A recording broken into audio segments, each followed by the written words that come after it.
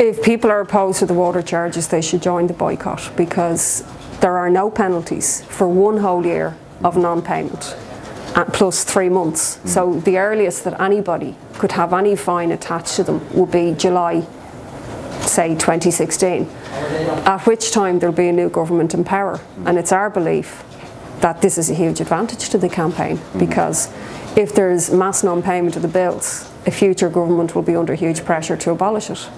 If there isn't mass non-payment of the bills, it'll be more easy for a government to say, oh sure, look, everyone's paying it, they agree, they accept it.